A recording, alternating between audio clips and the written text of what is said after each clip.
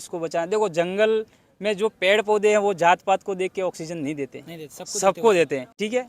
और जमीन थी तब उन इस पे ऊपर बड़े हुए, खेले कूदे, पेशाब किया, कुछ भी किया, इसने कभी मुंह उठा के नहीं बोला कि भाई आपने मेरे को गंदा किया। और तीसरी है हमारी गुरु जी की, तीसरा जो मुद्दा है वो हमारा गुरु जी का है। गुरु जी ने हमारे सर पे हाथ रखा, हमारा भवसागर पार है। हम तो इससे आगे जो जाता है वो तो अंधभक्त कहता है। જીતુભાઈ એકલા નહીં કરે, પૂરી આદિવાસી એ આદિવાસી જ કરેગા। અચ્છા, પણ તમારા ઉંમરમાં લાગીરી વધારે, તમે તો પેલ બીજેપી કોંગ્રેસ ને હાલતા બાપ પાર્ટી તો 1 साल થઈ ને આવી ઘણી બી હાલી શકતા પણ આમાં કઈ કણા ઠેકું થવું નહીં।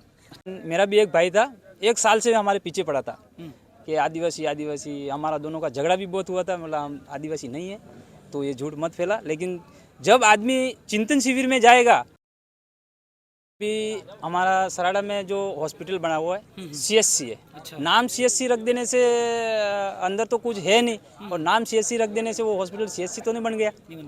अभी मैं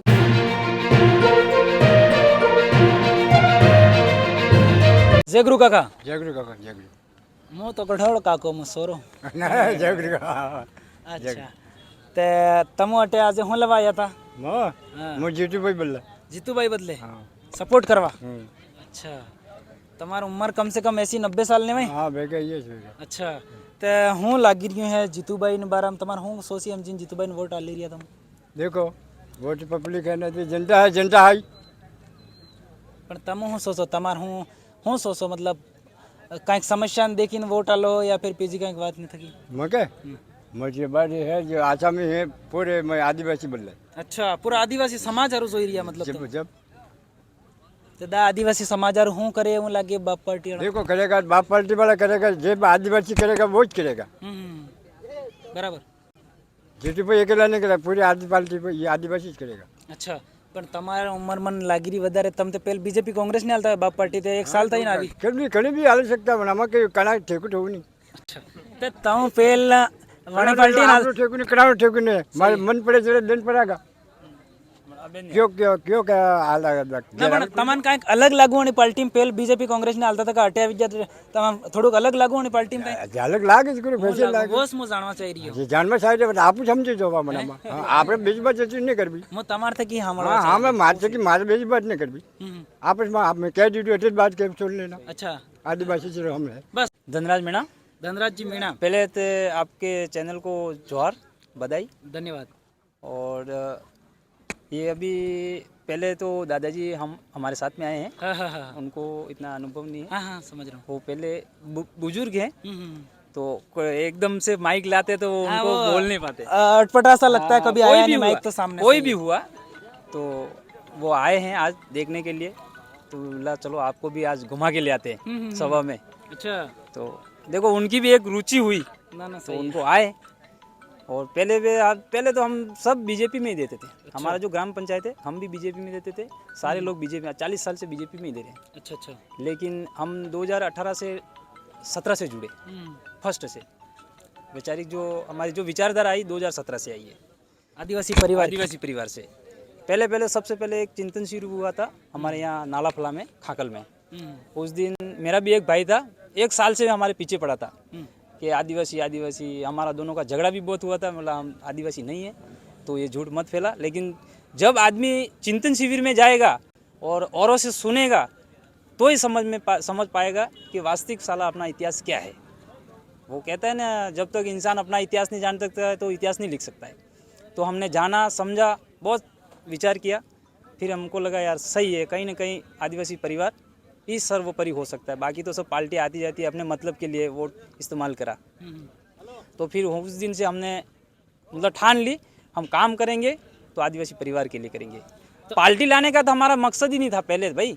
पार्टी तो अभी 1 साल आपको पता है, पार्टी तो अब आई है। लेकिन हमारी जो लड़ाई थी वैचारिक थी। हमारी की लड़ाई किसी से व्यक्तिगत लड़ाई नहीं है, हमारी लड़ाई थी सिर्फ विचारधारा से। तो वैचारिक लड़ाई थी। वैचारिक लड़ाई में किन मुद्दों को लेकर लड़ाई थी, मतलब आदिवासी समाज की? देखो अभी हमारा सराड़ा में जो हॉस्पिटल बना हुआ है CSC है। अच्छा। नाम CSC रख देने से अंदर तो कुछ है नहीं, और नाम CSC रख देने से वो हॉस्पिटल CSC तो नहीं बन गया। अभी मैं कल परसों ही गया हूँ, मेरी एक रिश्तेदार की डिलीवरी हुई है, और वहाँ ऐसी लगी हुई है, कम से कम 7, 8, 10 ऐसी लगी हुई है। लेकिन वो खाली नाम की, वहाँ इतने मच्छर काट रहे हैं। आप भी कभी दौरा कर लेना शाम के टाइम पे, इतने मच्छर काटते हैं वहाँ।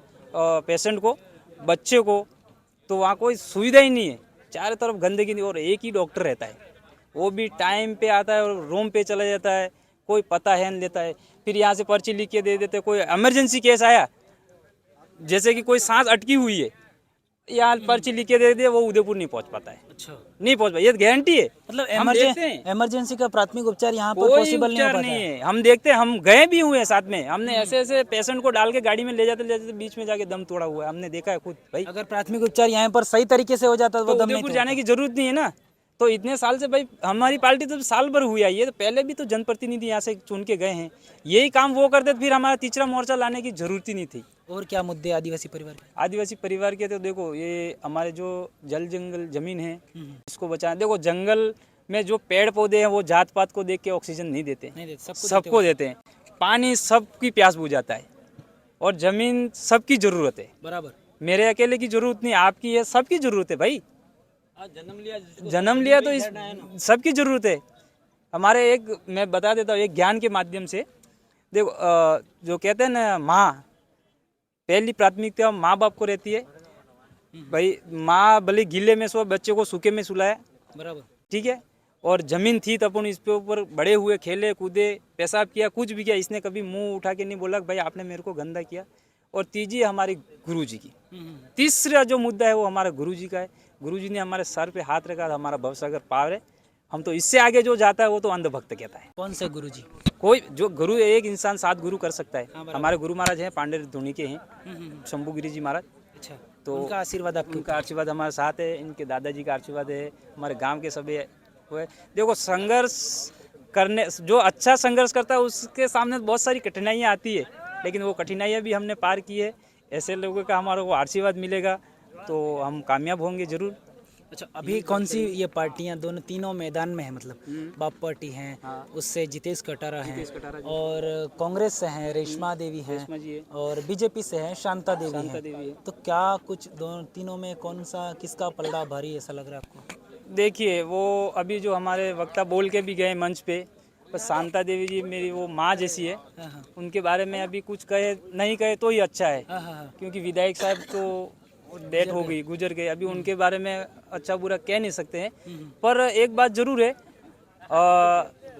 जो इंसान अपना नाम नहीं लिख पाता है तो वो विधानसभा में 156 सीट पे बैठेगा तो क्या जवाब देगा, और क्या यहाँ की धरातल की जो मूलभूत सुविधा है उसकी आवाज़ कैसे उठाएगा, जो अपना नाम नहीं लिख सकता है। तो आप मतलब चाहते हैं कि शिक्षित कर्मठ जुझारू युवा चाहिए यस आपके लिए? सर, शिक्षित कर्मठ जुझारू आदमी भाई, विधानसभा जाने के लिए आदमी ही वैसा चाहिए जहाँ वो बोल सके, यहाँ की मांग को वहाँ उठा सके। टेबल नहीं समझ में आया, टेबल बजा के उठा, टेबल पे चढ़ के भी उठा सकता है भाई। महापंचायत है ना वो तो अपने राजस्थान की, तो यहाँ की मूलभूत सुविधा तो वहाँ उठानी जरूरी है। और एक है कांग्रेस से कैंडिडेट है जो रेशमा जी है, उनको तो हमारे समाज में बहुत से लोग कम जानते हैं, 30% या 25% जो कार्य करता है वही उनका नाम जानते हैं, और बाकी तो कोई जानता भी नहीं। हमारे परिवार में तो उनको नाम से जानते हैं, शांता देवी, बाकी तो कोई जानता आपको क्या लगता है जितेश कटारा जीत जैसा लगता है? देखो सबका साथ सहयोग अच्छा रहा तो अब की बार जरूर जीतेंगे।